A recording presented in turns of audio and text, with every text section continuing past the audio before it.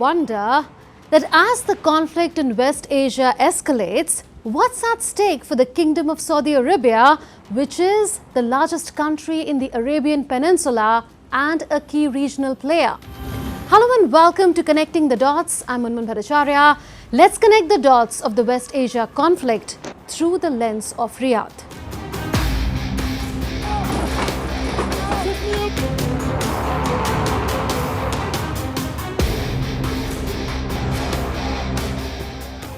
With our partners and ministerial committees with Norway and the European Union, we have announced the creation of a coalition to promote the two-state solution. We call upon all states to join us in this initiative. Saudi Foreign Minister calling for a two-state solution at the UN General Assembly this September for resolving the Israel-Palestine conflict.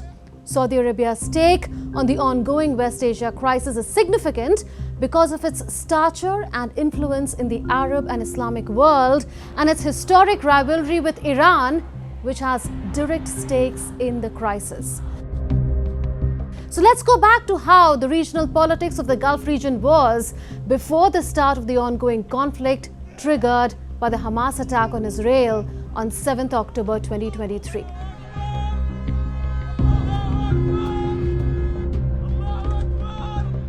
At that time, the Palestinian issue did not feature as a priority in the Gulf states' regional and foreign policy.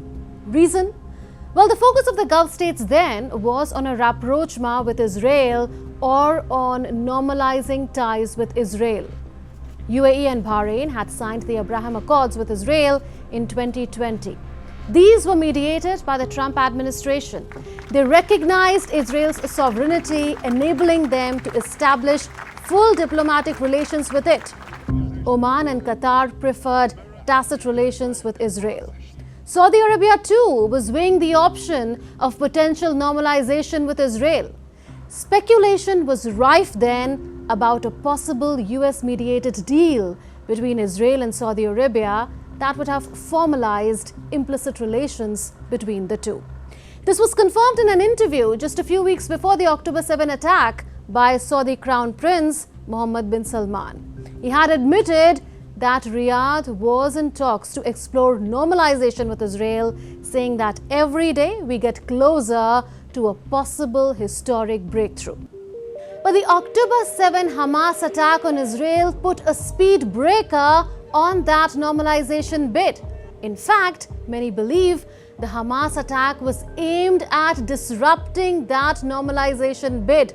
US President Joe Biden said as much in his address to the nation days after the Hamas attack. Saudi Arabia was then reportedly looking at cutting a deal with the United States on it. It was hoping for greater US military commitment for its safety and security. And within that, it was looking for a nuclear umbrella and the designation of a major non-NATO ally of the United States in return for normalizing relations with Israel. But there were sticking points to a possible deal too. A major one was the Saudi emphasis on not ignoring the Palestinian issue and Israel's non-committal approach to the matter. But there is another major factor in Saudi Arabia's outlook towards the West Asia conflict, and that is its historic rivalry with Iran. If we look at the history of this region, we see that Saudi Arabia and Iran have been geopolitical competitors and sectarian rivals historically. February 1979. Again, crowds take to the streets of Tehran. The Islamic Revolution in Iran in 1979 and Iran's quest for leadership of the Islamic world directly challenged the Saudi claim over the same. When Iran's supreme leader Ayatollah Khomeini called for the export of the Iranian Revolution, it prompted Saudi Arabia and its Arab Gulf allies to form the Gulf Cooperation Council in 1981 and also extend support to Iraq during the 1980-88 Iran-Iraq war. A lot has changed since the 1980s, and Iran and Saudi Arabia did briefly enter into a rapprochement in the 1990s but the controversy over Iran's nuclear program and the emergence of the Shia crescent derailed the reconciliation process. The Arab Spring of the early 2010s and the fall of several Saudi allies in the region only heightened their geopolitical rivalries. Iran and Saudi Arabia backed opposite factions in civil wars in Syria, Iraq, and Yemen. So at the heart of this competition or rivalry was Saudi Arabia's fear about Iran's quest for regional hegemony. Saudi King Abdullah had once famously called on the United States to cut off the head of the snake. That was a reference to Iran's nuclear program. So how is Saudi Arabia navigating the ongoing West Asia conflict? Well, notwithstanding its historic rivalry with Iran, Saudi Arabia prefers to avoid a situation wherein it will be forced to choose a side between Israel and Iran. That's because Saudi King Salman and Crown Prince Mohammed bin Salman have, for the past decade, carefully worked towards prioritizing socioeconomic reforms and avoiding geopolitical entanglements. They wish to avoid them because they have seen the consequences of their country's involvement in the civil war in Yemen. They have also seen the inability to force Qatar into submission despite boycotting it in 2017, and also the impact of the 2019 attacks by Houthis on Saudi oil installations. Remember, the US was non-committal on supporting Saudi Arabia against the Houthis. And this prompted the kingdom to reconsider its regional policies and go ahead with a series of reconciliations with Qatar in 2021, Turkey in 2022, and even with Iran in 2023. Simply put, Saudi Arabia does not want to incur such political costs or economic costs in terms of disruptions of energy flows and maritime routes, or push back its mega developmental plans as it prepares for a post-oil future. And so, its best bet is to project a position of neutrality on the West Asia conflict while pursuing its goal to maintain its leadership position in the Arab and Islamic world. At the same time, it is undeniable that the Saudi-Iran mistrust is a continuing reality. So what is Riyadh doing to de-escalate tensions in West Asia? Well, it convened an emergency meeting of the Organization of Islamic Cooperation days after the October 7 attack, and also a joint OIC Arab League summit the following month. But these bids could not achieve a collective Arab Islamic response. The Saudi focus has since shifted to calling for an immediate ceasefire and an end to fighting, and also supporting a two-state solution. But what this West Asia crisis has also done is, it has made Saudi Arabia explicitly rule out normalization of ties with Israel until the resolution of the Palestinian issue. So normalization is no longer on the anvil for the foreseeable future. The crisis has also led to the Palestinian issue coming back to the table as one of the top priorities for Saudi Arabia's regional and foreign policy, based on its historic attempts rooted in the Arab Peace Initiative, such as the 1981 Fahd Plan and the 2002 Abdullah Plan. So all in all, Saudi Arabia wants to avoid taking sides and prefers a diplomatic solution to the West Asia crisis, wherein its strategic and economic interests are not harmed. So Riyadh is betting on political and economic pragmatism and diplomatic prudence.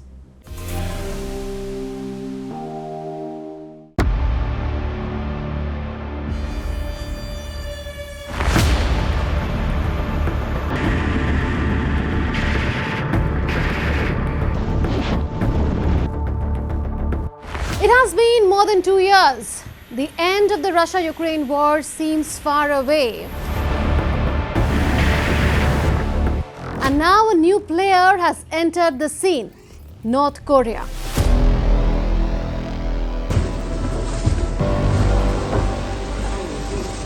The visuals on your screen are reportedly from a military base in Russia's Far East, and these men are believed to be North Korean Special Forces personnel.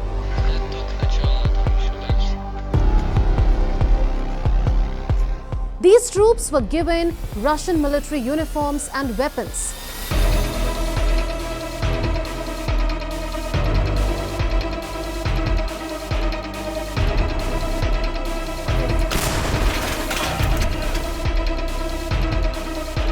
Ukraine has accused North Korea of preparing to send over 10,000 soldiers to support Russia in the war in Ukraine. There are also satellite images suggesting North Korean troops' movement in Russia. Ukrainian President Volodymyr Zelensky has warned that North Korea's involvement could be the first step to a world war. So, we know about 10,000 soldiers of North Korea that they are preparing to fight against us. This first step in this war, and this is the first step to a world war. Of course, it's understandable. Now, any involvement of North Korea, especially in defense-related matters, swings its arch-rival South Korea into action. So South Korea summoned the Russian ambassador demanding the immediate withdrawal of North Korean troops. South Korea's spy agency reveals that North Korea has shipped 1,500 Special Forces troops to Russia's Far East for training earlier this month. South Korea used AI facial recognition technology to identify a delegation of North Korean officials purportedly visiting Ukrainian border areas. These officials, Seoul believes, were providing guidance about North Korea-made KN-23 ballistic missiles fired at targets there. South Korea called North Korea's involvement in Ukraine illegal and urged an immediate halt. The government is calling for immediate withdrawal of the North Korean troops. And if the current military collusion between North Korea and Russia continues, we will not tolerate but act firmly with the international community. Meanwhile, Pyongyang denied allegations of sending troops to support Russia in Ukraine. This is what North Korea said at the UN General Assembly session in New York.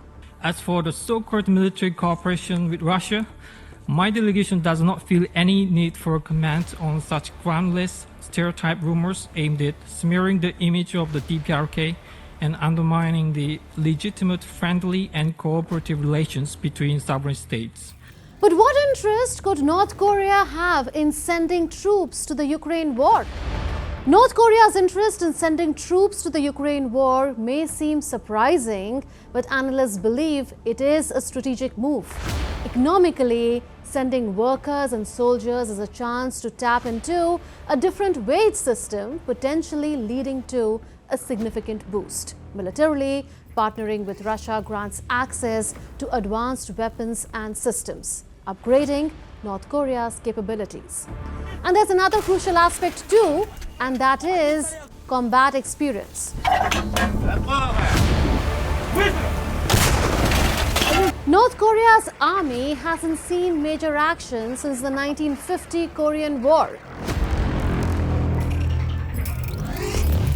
By sending troops to Russia, North Korea gains valuable battle experience testing new weapons like the KN-23 ballistic missiles.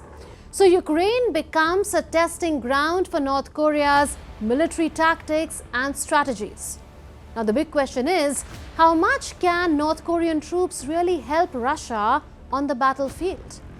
With Ukraine making significant gains, Russia's war zone has expanded significantly. North Korea's military support could be crucial in defending against these incursions. One possible role for North Korean soldiers could be guarding sections of the Russian-Ukrainian border. This would free up Russian units to focus on other areas of the conflict, providing a much-needed strategic boost. However, experts believe The Russian military units will have difficulties incorporating North Korean troops into their front lines. The two major reasons include language barrier and North Korean Army's lack of combat experience since the Korean War. Russia has not confirmed Pyongyang's troop deployment but defended its military cooperation with North Korea. Over the past 2 years, North Korea and Russia have been building a strong partnership. The friendship was solidified in June when Russian President Vladimir Putin visited North Korea and signed a significant agreement with leader Kim Jong-un. This pact promises mutual military support if either country is attacked. Now, North Korea's alleged entry into the Ukraine war has sparked widespread concern. For South Korea, the biggest concern is North Korea's advancing nuclear arsenal posing a significant security threat. North Korea has been under the United Nations sanctions since 2006 due to its nuclear and ballistic missile programs. Russia has supported these measures, which have only gotten tougher over time. Seoul fears Russia might provide North Korea with sophisticated technologies to enhance its nuclear and missile programs in exchange for its troop dispatch. In the event of a crisis in North Korea or war on the Korean Peninsula, Russian military intervention becomes more realistic. As a leading arms producer, South Korea faces pressure from Western countries and Kyiv to provide Ukraine with lethal weapons. But Seoul has so far focused on non-lethal aid, including demining equipment. Now, with the changing dynamics, South Korea may consider directly supplying weapons to Ukraine as part of measures to counter military ties between North Korea and Russia. The United States has condemned North Korea's troop deployment, labeling it a dangerous and highly concerning development. We have seen reports the DPRK has sent forces and is preparing to send additional soldiers to Ukraine to fight alongside Russia. If true, this marks a dangerous and highly concerning development. We are consulting with our allies and partners on the implications of such a dramatic move. The United States also accuses Iran and China of fueling the Russia-Ukraine war. Russia cannot sustain its aggression without assistance, which means this war ends if Iran and the DPRK stop providing military assistance and if China stops transferring dual-use war components. North Korea's involvement in the Ukraine war could open the floodgates for other countries to join the fray, making an already volatile situation even more unpredictable. Now the question is, will this unlikely alliance shift the balance of power? Only time will tell.